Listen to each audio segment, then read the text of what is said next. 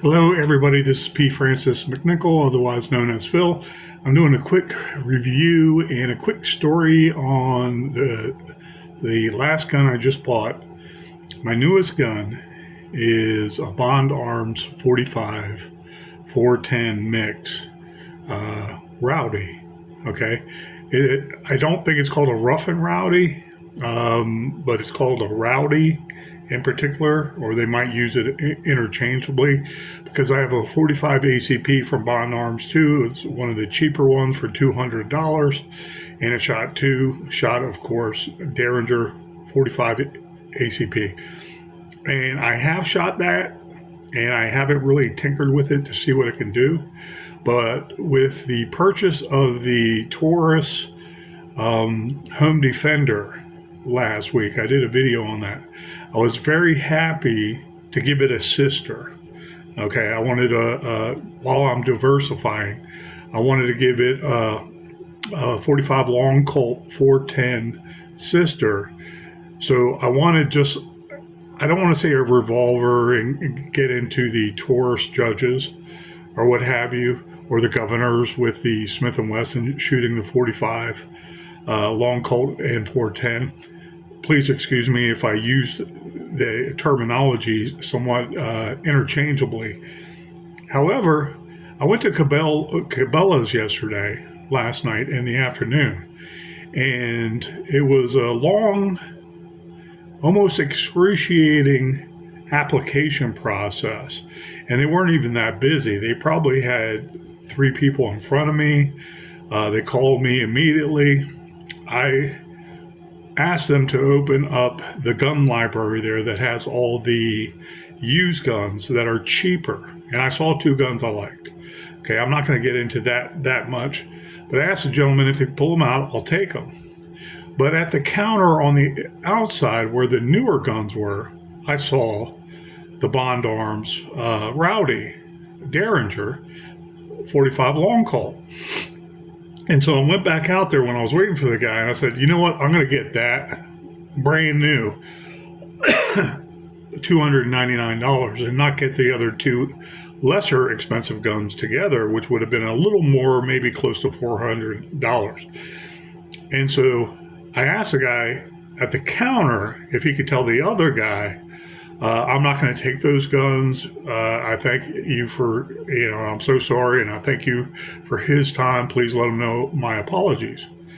And I said, that right there is pretty much what I want, what I've been eyeballing since I walked in here. So anyways, he pulled it out. He said, yeah, no problem. He pulled it out. I looked at it, and it looked like it was brand new, but it was, the manager tells me today, it was like a floor model, so it's going to have some wear and tear in it. Okay, well, when I bought the gun, it was new price, $299 flat, $299 change, whatever it was. When I bought the ammunition and I did $50 cash back, everything came out just to under $400. Okay, so anyways, the guy that was helping me, I've spoke to before, and I trust him, okay, at Cabella's. But I don't like many other people that work there, and this is why. When he took the gun and put it in the box, he put it in the back where that individual that I first spoke to was, and where the workers go in the back, and you can't see them. The public can't see them in the back corridor, in the back office that connects and goes around the gun library to the gun checkout. Okay? And so he came back and did the paperwork, and that's what took a long time. But the guy his name is Doug. He did a great job. Okay. And I'm like wondering where the gun is. The gun is still in the back. Okay. So anyways, I did the paperwork. I'm finally okayed after the delay that always occurs. And I came back in to pick up the gun. I had to go to the firearms registry or cashier checkout, whatever it's called. That's at a different location on the other side of the gun library with the used and new and used guns in there. Okay. Where I was originally, I want to say in between picking out the Bond Arms 45 410 Derringer. So anyways, when I came back, he had the gun, and another older gentleman was signing off on his paperwork, my paperwork, but Doug's paperwork that he gave to me and I filled out for him. And a manager had to check it out. And the manager was like pointing at the barrel. He said, yeah, polish that. It's going to look really shiny and what have you. And I looked again. It looked normal to me. Okay. Well, Doug is like, okay, took the gun from him, put it in this bubble wrap, put it in the box, and he taped the box. And I think he was kind of ashamed of the condition of the gun because it was no longer new-like condition. And when I took it home, I had to slit the box. He put this red tape around right there. I slit this last night. I opened it up. This is the Bond Arms Rowdy. And you can see all the scratches here, all over the place. On the, what would you call that? The receiver, the frame of the gun. It's not the barrel. Scratches all over it. So I was like, wait a second. Even from a distance, that looks bad. I don't remember seeing that. Especially if it's new quality and it's new. It's considered brand new. Okay. This is a typical Bond Arms. This lever is spring-loaded. Go like that, and you'll see the barrel pop up. See how it popped up loose? Got the extractor here. It's got a cross bar safety. You push from the left-hand side. This is my left-hand side. Pushing to my right, if you're facing forward, and you'll see a red, like rubber circle around the safety. And red means you're dead. That's what the military teaches us, okay? Red is dead, okay? This is unloaded previously. And so once loaded, all you have to do is close it back in. Very manageable, heavy enough. It's not so heavy. You can't carry this around in a pocket. It's 20 ounces. You put a 410 slug in here, and you're looking at, I need to really get my glasses to read some of the specifications, especially on the bullet box, okay? The round, the actual, where you buy the rounds. But you're shooting basically a 45 caliber bullet that's anywhere from 160 grains up to 250 grains at about 900 feet per second. Okay, and I've looked at some of the ammo, especially this box I bought, Hornady XTP Lever Evolution. I tried a few videos and my phone kept on conking out because of Google and storage space, and that's how they get you addicted to the phone, and then they start charging you for extra storage space. I was like, Lever Evolution, it's a Lever Evolution. And I was reading some of these, and 850 feet per second, 880 feet per second, 803 at 50 yards, and it should be much less.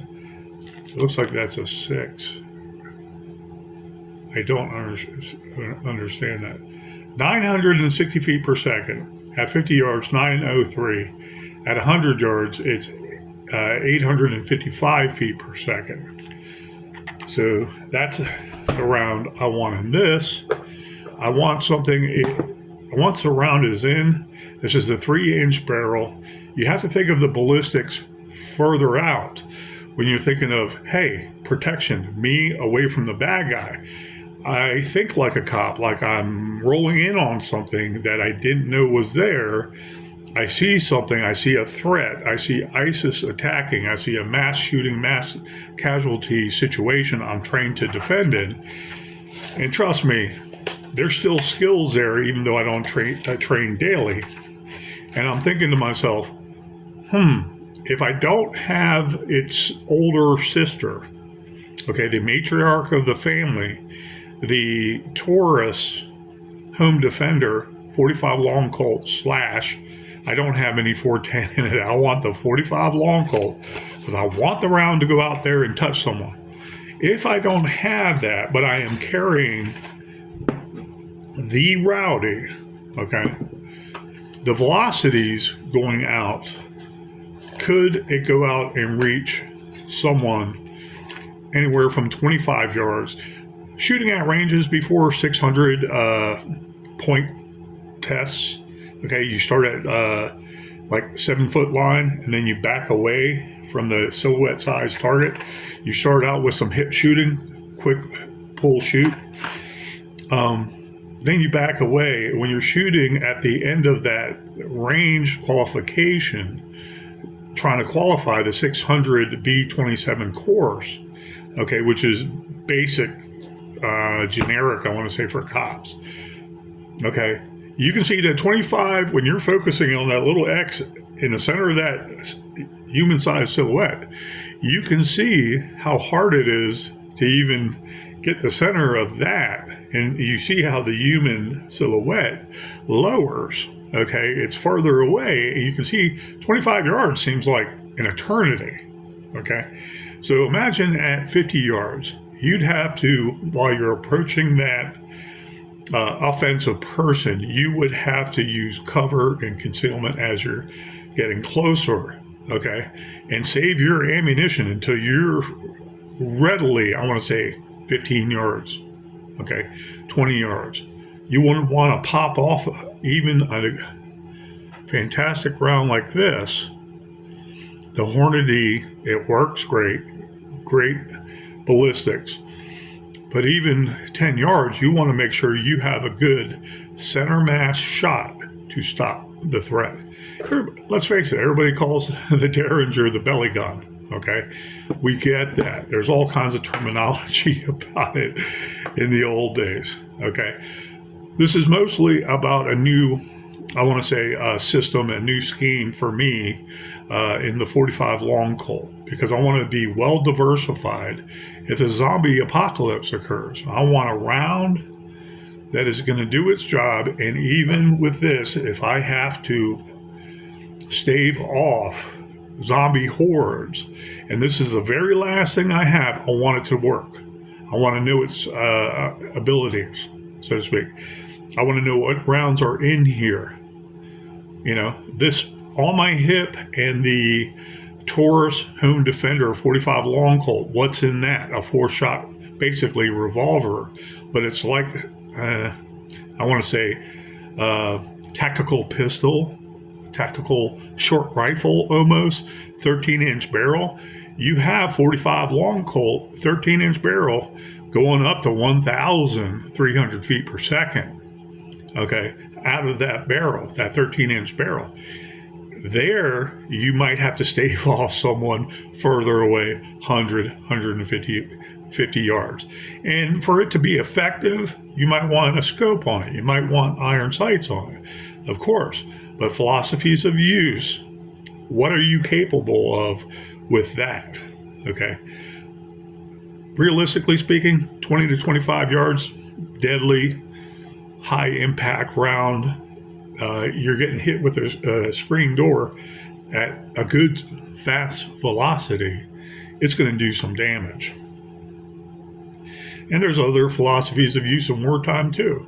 Maybe you only injure a soldier and that has everybody else pull out and back up and get away from your position. Always stick and move, always stick and move. Know your surroundings, head on a swivel.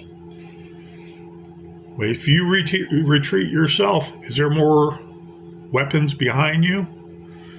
Okay, are you going to a house where you're not leaving that house? Okay, and it's going to be a standoff? Or are you making other escape routes from that one location where you go get more ammunition, more weapons?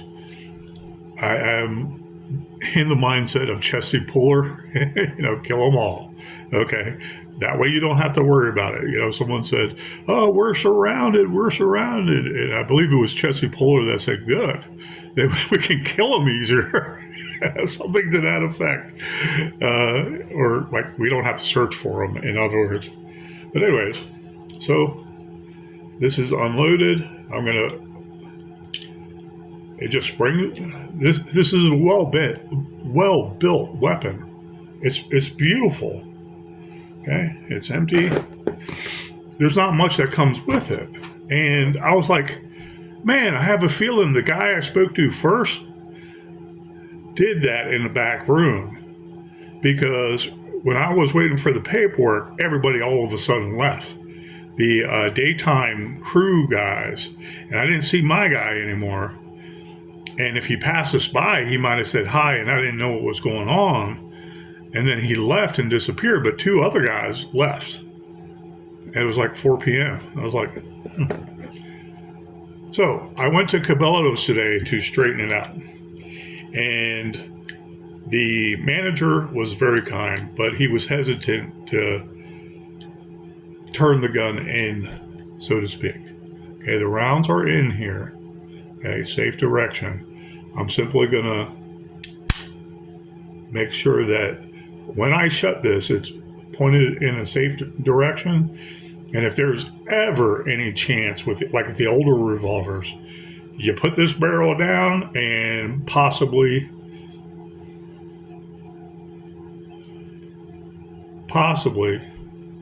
this goes off. Okay, so I'll leave that here. That is what I believe is a good system for not that much money, okay? Because the manager was very sympathetic. And he wasn't greasing my wheels, but he said, "Sir, it could have been because it was a whatchamacallit model, a floor model, a case model, or counter model. Okay, what do you suggest I do about it?" He said, because I didn't know what to say. And he said, we can do $100 gift card, because this right there should have been discounted with those scratches all over that. I don't know how that slipped by anybody. I said, I don't know how it slipped by me too. But honestly, sir, if you're a leader, I would be very cautious about the individuals in the back.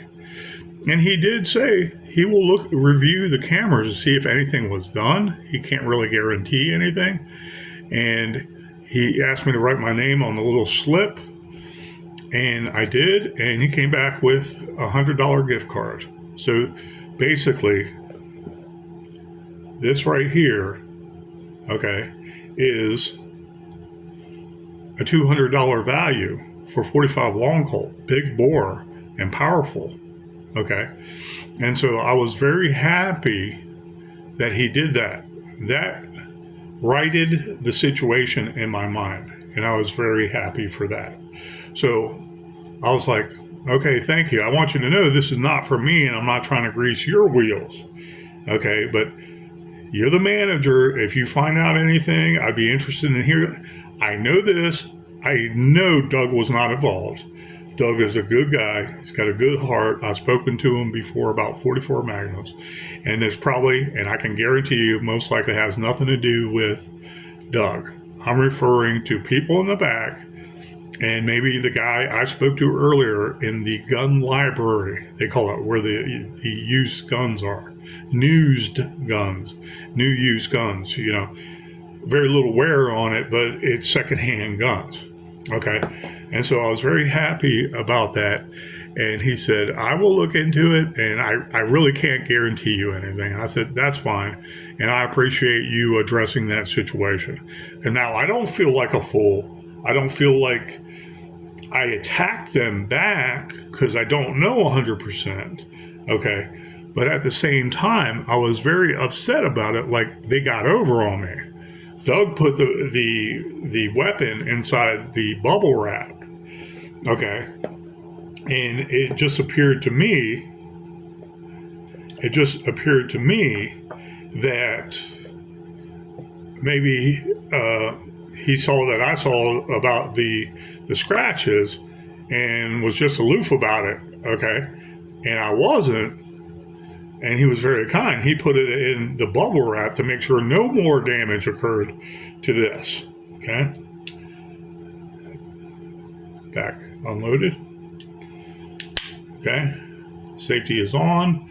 I just want to see what transpires with this hammer, because you can see inside the hammer there's like a ballast, okay, like a teeter-totter thing right inside the hammer, attached to the hammer, and it has kind of like a spring that one will go up to hit the one round, and when you pull the hammer back again, the other part will come up and hit the lower or what have you in its sequence. Okay, and that's how this works. But the safety bar going across, safety is on. Oh, I see the big thing. The big safety bar is right there, a little silver part, and the firing pin is kind of dark, but you might be able to see it right above it. You know, so I want to see. Now, I don't know 100%. There's a lot of space there. Okay, but I would only test this out at the range, and I just want to be as safe as possible, because again, the 45 long Colt is a big round. Especially, I don't want to say the cowboy loads, which are a little less powder charge and what have you. It might be smaller grains, so you can shoot quicker, you know. And it's like, I really admire guys that load their own and they have precision when they do it. Some don't. I've bought reloads of all kinds of different sorts before, from some people who do it in their own house and they're online and they're their own company, and they were really good. And then a burgeoning company that's got 3 or 4 employees that do it, and they sell it in these big bags of reloaded ammo, especially 9mm. And when you shoot it, the smell is bad. You feel a couple like almost squibs, but you look in the gun, it did shoot out. You might have to remove the casing at times because it didn't eject properly, or there's stovepipes or what have you. And it's like, with the 45 long Colt, I want the power I know. I don't want any bullshit. With the 44 Magnum and different 44 Magnum rounds, you have 44 Special that is a little cheaper. So even if those are reloads, you can go to the next round very, very quick and have enough power to still make sure that those shots count, if that makes sense. 9mm, man, if they make reload, sometimes you'll have a bad batch, and every other round is a certain amount of powder. That's going to mess up the next shot too. Okay, so it's like, you want something that works. The velocities, the capability of another inch and a half. Okay, sticking out. It's like, you're not going to be shooting far, and you're not going to be 100% on target like a very streamlined AR-15 in basically a 22 caliber bullet going at 3,000 feet per second. It's not going to happen that way. So you want power, you want it closer. I want to say you want to use it when it's closer and you're able to. But I like it. Hit with a screen door. This is the little baby brother of the big Taurus Home Defender sister.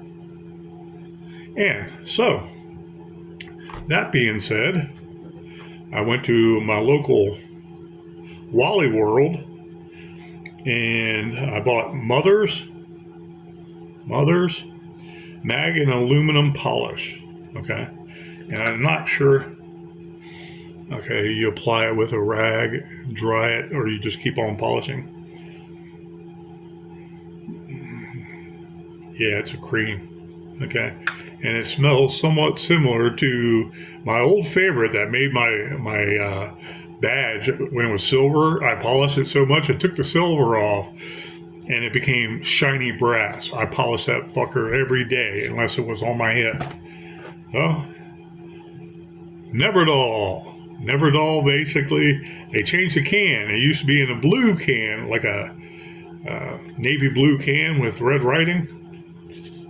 So let's see. Yeah. It's cloth-like almost material. Do not eat this, okay? This is, little babies might think of that as something edible. Please be careful.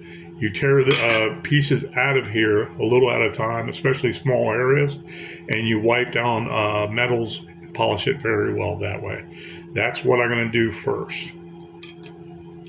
But I need to get my readers out and read the directions for this for the mothers. Mag and aluminum polish. But I think Neverdall would be able to buff out a lot of that color, that gray color we're used to with Bond Arms less expensive derringers. And I don't mind that because it's utilitarian color. I don't mind that. What I mind is it being, the scratches look almost ridiculous and on purpose.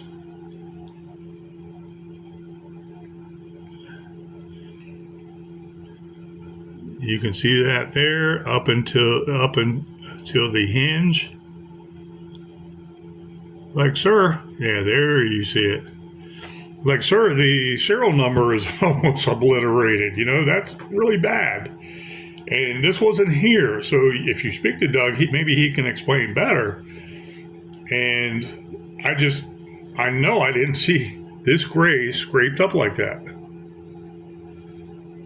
on purpose. Why would you try to sell that if it was like that? Okay. So he made it right. The manager made it right, gave me $100 gift card. And now I'm going to use that for either my clients at work and Christmas presents, or because it's only good at Cabela's, or for my friends and family. And so, oh, sorry. You can see right here, this part. Let me see if I get a good reflection.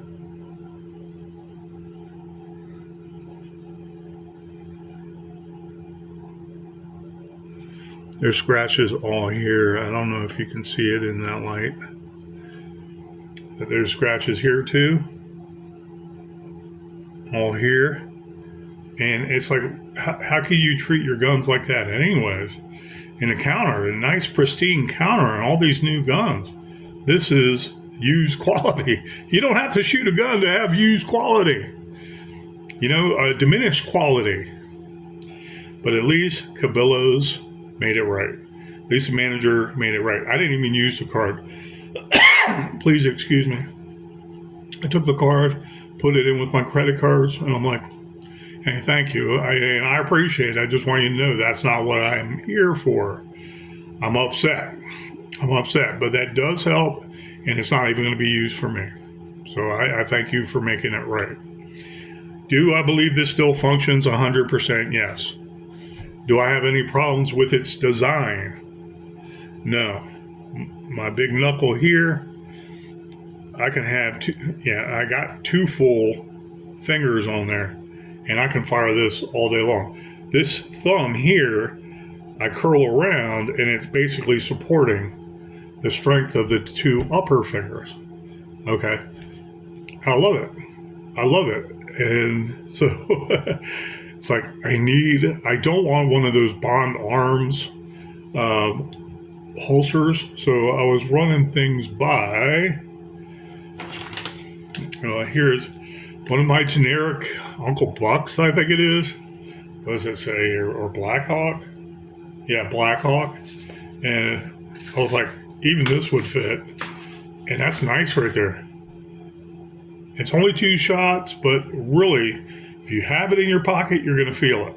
And that's something I wanted, because the LCPs are great with a smaller, soft holster. But sometimes with my baggy shorts I wear, my utilitarian shorts, because I'm so busy, I overheat at work. walking around, doing supports, making dinners in a hot freaking kitchen, doing showers in a freaking hot bathroom, a steamy bathroom. I wear shorts. I'm not going to wear pants in a job like that, most likely ever, unless it's 15 degrees to 10 degrees or less. Okay, that's what I've told my supervisors and my employer. I said, I'll always wear shorts. There's no regulation, and my hairs are not falling out, becoming a health code violation. But if I put my gun in there, okay, something like this, I'll know where it is. I can get it in and out of vehicles, and I know, and I'm not referring to work, I'm referring to getting in to my vehicles wherever I travel. I know that transition, the gun isn't going to do anything in my pocket. Okay, you have to lift the frickin' hammer to activate anything. But this you put on your holster. You're not planning on engaging anybody. You're not planning on going out in the community maybe. But wherever you go, you just want a little peace of mind. You got your truck gun 50 yards away you can run to and get for a big bang bang. And this is big bang bang, but two. There's a trade-off with that. If there was a Derringer 4 shot, I would have bought it a long time ago. For a 45 long Colt, oh my God. Like one of those cop Derringers, COPs. But again, this holster, I have 2 or 3 of them. I actually have more than I thought I did because I invested in buying like 4 at a time. And my 9mm compacts and subcompacts fit in this. I want to say subcompacts and mouse guns fit in this. So it's a good scheme. I like it. I'm diversifying. And I like the fact that it's a bigger round and it's unique. 45 long Colt is no joke per se. Is it 44 Magnums? No, not necessarily. Or closer to 44 Smith & Wesson Special, so on and so forth. But it's a good way to diversify. If I come into a Taurus Judge handgun and it's inexpensive, and I'm serious, like in the $200 to $300 used range, but it works, and they can guarantee me it works, I will test it out, and I will continue to save 45 long Colt. Okay, and I want to say budget those rounds a little at a time, like I did with the 44 Magnum. 44 Magnum scheme I love because I have 3 44 revolvers, but my 7-inch barrel 629 Smith & Wesson, I can wield around on my side, okay, and it's its own little rifle. But I also got the Rossies, okay. I have 3 lever actions, okay, 2 Rossies, 1 Henry now. I forget, but was it 2 Rossies and another lever action for 44? But it was like, I think only 2, a Rossi and a Henry. But I got them both inexpensive, and one I had to do layaway. The Rossi was pretty expensive at first. It was $899, I believe, from upstate New York or upstate Pennsylvania. I forget. It was like 5 to 6, 7 years ago. So anyways, diversify, people. Think about the philosophies of use. Think about your safety. Think about head on a swivel. Cover and concealment. You hear bangs going off. Where are they coming from as you're moving somewhere to a fixed object, even if you have to, like a lamppost and its cement anchor right there, You have a vehicle near you. You want to get behind the actual wheel where the axle is, because that would block rounds coming through. Okay? Be safe. Head on a swivel. Is it easier to get in a car and take off the opposite direction? You might want to do that. But any vehicle might be misconstrued as enemy by anybody shooting. That mentality. So make sure you're safe when you move away regardless. Cover and concealment. Head on a swivel. Pay attention to what's going on with other people. Okay? Don't engage, absolutely, if you don't want to. Are your friends and family in there at that one location where they might get harmed? You might want to engage a mass shooting, mass casualty individual. It is on you, but you must be responsible the way you do it and for the after effects. So these are nice rounds. I love the Hornady. They always do red tip stuff, and they just looks like a pristine round. Very beautiful. Anyways, guys, thank you. There are gems out there. The Rowdy, I've seen videos more recently, looking them up last night especially, and I've seen some of the videos before because I love derringers and I love kind of curioso stuff, archaic stuff and archaic derringers, and I just think they're so cool, and everybody that shot them said, yeah, they shoot pretty good. It's not a bear, it's not one of those older Davis Industries derringers. They're well built, and I have no doubt this will work, and it was worth every bit of $200. That is fair. Now I'm going to see if I can polish out all these scrapes. From a distance it doesn't look bad, but you look at it like you're holding it in your hand, it's like, who the fuck would do that to a gun? Hey, at least Cabela's made it right. So thank you guys. Please have a great week and be safe out there. Protect yourself, protect your family, protect your community, protect your state, protect your God great United States. It's worth protecting. God bless you guys, one and all.